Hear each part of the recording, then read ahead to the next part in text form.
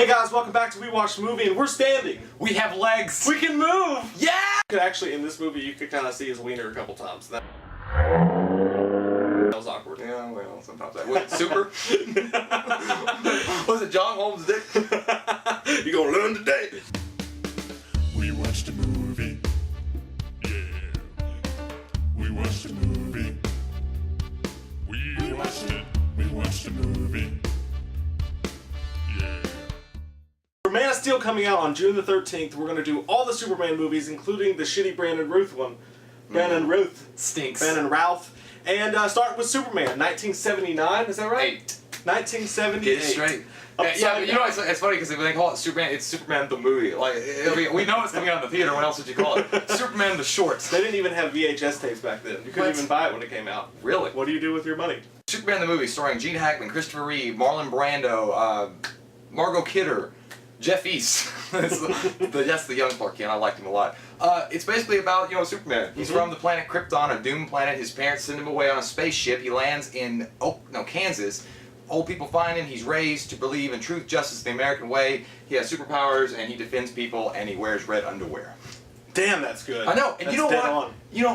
He really made it okay for me to go out in my red underwear. You will believe a man can fly is, I think, the big tagline that they have in this movie, and I really did for a little while, I believe, except when you started seeing like little reels that were going in the background, I was like, that's fake. I mean, it really was like for the technology they had in 1978, and they actual make a Superman movie where he's looking like he can fly around, you see the Statue of Liberty and all that shit. It was actually done really, really well. No, the special effects look great. I watched it on Blu-ray because I'm fancy like that. But I watched it on Blu-ray, man, and the way it like translates, it really stands the test of time for the most part. I mean, everything. Of course, you got the geeky like outfit that he wears, but it's really not that bad. Yeah. Compared to like the other movies that came out around that time, the superhero movies. You had like Captain America. Yeah, that whole Captain America movie that came out during that, he had like a plexiglass shield, and he wore like a helmet, and he was like on his little motorcycle. Like I was like, what the fuck is this? Yeah, it came out before Batman. It came out before all the other ones, and they actually just did a great job with it. Richard Donner directed it. Richard Donner is the guy behind all the Mel Gibson movies. He did the Lethal Weapons, Maverick. I'll talk about really quick because also in this version that we both watched, this one's like the 2.5 hour long one, so they actually show scenes from the second movie because they edited it out in the first original release, and then they put that in the second movie. But this one kind of ties them together. You got General Zod and all that shit.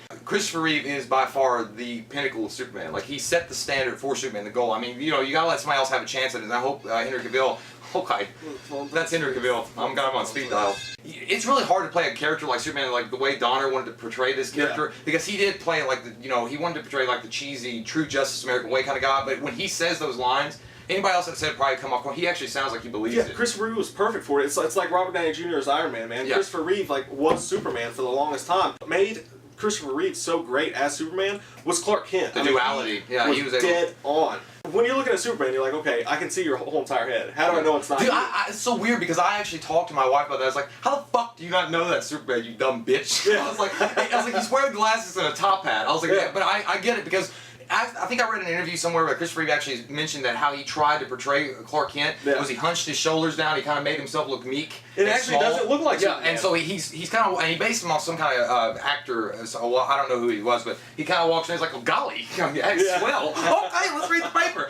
So there's no way, I guess Lois was like, there's no friggin' way. Like, that'd be like that geeky kid that says the Mac of class kind of stinks, but you never know that he was the Flash. He was like, that's the Flash? Like, it just he works. farts while he runs really fast. He crop dusts. The overall scheme of this movie, even with the actors and characters and how Donner portrayed it, it's cheesy and it's campy, but it works for the time. Of course, there's Gene Hackman who played Lex Luthor, the arch nemesis, and a lot. Mike had a problem with him being too over the top comedic in some ways, and that's fine because there's a lot of people that know Lex Luthor as being the main, he's the big time villain. But I like the way that Hackman portrayed him because, like I said, it fits in with the whole Donner perspective of this film because it's supposed to be campy and kind of fun. And it does. I mean, it's not that Gene Hackman did a bad job. He's a great actor, and Lex Luthor's a great character. What bothered me about it is just it seemed repetitive. Like constantly, he was just like, oh, the greatest crime the crime of the century, the criminal of the century, the smartest man ever, and I was just like, shut up. Like, and Miss Tessmacher was hot. She's got some boobage going on. Dude, she's got the nicest boobies. That black shirt. I know, and when she was wearing like that one, I thought they were plastic. I was like, is that real? I want to stick my face in it. I just want to go. They were glistening. Not like touch her boob. Like I just want to say, is that real? I want to touch her boob. No, I don't want to touch her boob on set because I don't want to get in trouble on set. And I was okay, so that's good. I want to put my face in them. Just motorboating son of a bitch. And Margot Kidder, Lois Lane. Now, I'll be the first to admit that I don't like Margot Kidder necessarily in this movie, and I mean, she's a good Lois Lane, but there's just something about her that I don't know what it was. She's just so like, ugly. No, it's not that. I don't know. It's she's strong, and I get that Lois Lane's supposed to be a strong character, and she can, you know, I'm a woman. I'm proud. She's kind of annoying. But she got annoying, and like I think she got hit in the face with a mallet because she's always like she kind of looks like the picture of like almost like if you were smoking crystal meth, you're almost there. Like stop it. Like you better not. I don't know. I think she's hot. I can't help it. But I don't There's certain scenes, like I mentioned to you, there's certain scenes in that movie where it flashes, and you're like, okay, I get it. It's like heat lighting. It comes and then it goes. Like certain ways the camera shoots her. So she's okay, but she did pull off a passable. Yeah, I mean, I wanted Superman to lay it to her. Well, I do. Can he do that? But no, you're right. She's like hot. She's strong, but she's also like annoying strong because she's stupid. Yeah. She's super klutzy, and she's like, I'm just gonna jump in this window. You're gonna have to catch me. Yeah.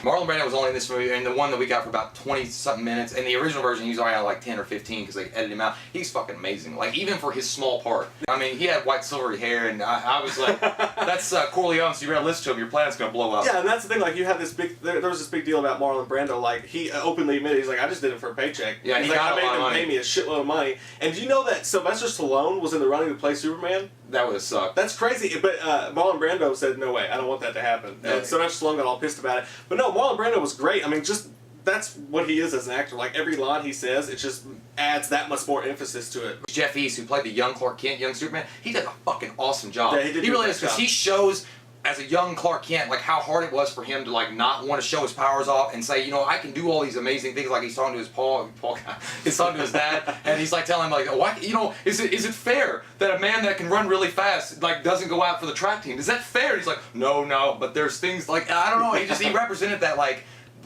immature kind of guy that's if you were like 18-year-old and it's like I can do these amazing things I can't show anybody. Yeah, and like once you get into the action and Superman gets on his cape and stuff like that, the action scenes are actually pretty good. Yeah. I mean, there's nothing like over the top and great, but for 1978, that was all shot and made really well. Yeah. The music in this movie is freaking fantastic. Oh my god, the music's gotta be one of the greatest soundtracks. I mean, that's the kind of music that, like, on the menu with that music, da-da-da-da, like, Yeah. I'll leave it going just as I get up to go to the bathroom, and I'll hear it when I'm peeing. I'm like, fuck yeah. No, I'll be just sitting there eating cereal, and you have to like stand up and you're like, dun, dun, dun, dun. Everything is emphasized when you hear that music. Oh, I know. Like, if just opening the door, like, it's like a heroic thing. You're like, But at the same time, oh, sorry. I got too close to your space. Okay. Richard Donner actually mentioned this in one of the interviews they had. He said he wanted the music itself to be a character in the movie, so that when you hear that music, it's got to be something powerful. Like people like, I get it, Superman. Because he said if you listen to it, he's like, it almost sounds like it's saying Superman, Superman. Like it. Spider-Man, Spider-Man.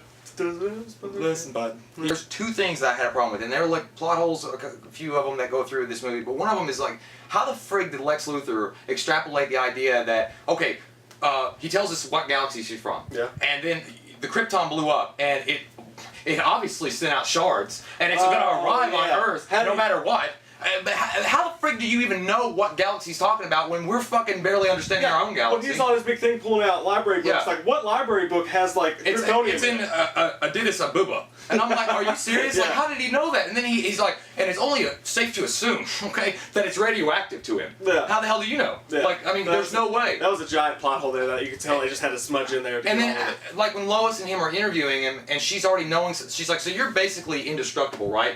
How did you know? Yeah. Because she never mentioned that. Like, Yeah. there's a few other things, like how tall are you, and that makes sense, but then all of a sudden she's able to reveal all his powers. And then she has pink underwear on. Yeah. And he likes pink very much, Lois. And they're going to sabotage the missile, Luthor and his cohorts. Where do they get access to an ambulance that fucking fast? And where do they get access to a semi-truck with a wide load? Yeah. Like, just all of a sudden, like a few seconds later. And why is it that the Navy and the Army are guarding a friggin' missile that lightly?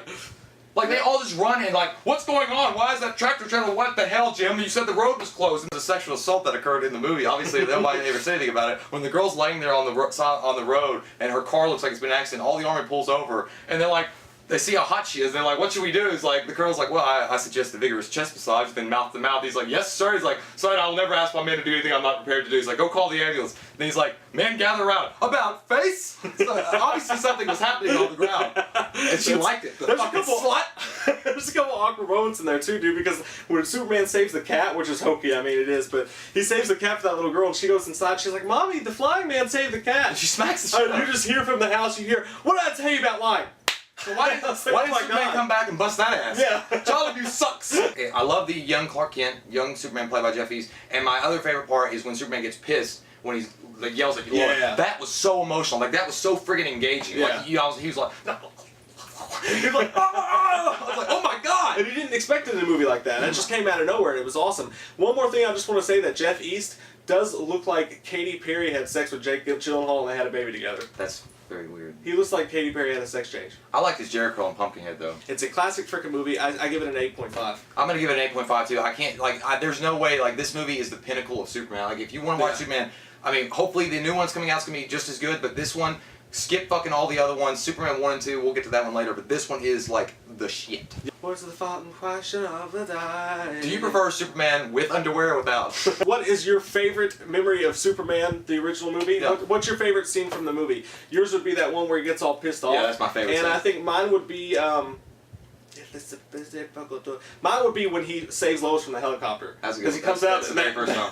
that one girl's like, she's like, he got her. I can't believe it. He got her. I just can't believe what I'm seeing right now. That was so shitty acting. One was like, oh no. Yeah. It's like, bitch, you're gonna fall. And you're like, oh no. Oh, and also one of my favorite scenes of the movie is where he gets trapped in Lex Luthor's thing and he starts shooting all those guns at him. Oh, And he's just like, he was like, what's this? I like when he was walking through the fire. It's like, what? I mean, seriously, like, you remember that part? Did Also, someone open a window in here? well, the other good scene, it was really quick, was that pimp. Remember when he was like, whoa, Jim? And he's like, where'd you get that outfit? Whoa! And he's like, excuse me. 8.5 for me, 8.5 for Jay, and we'll see you soon with a review of Superman 2. We watched a movie. Yeah. We watched a movie.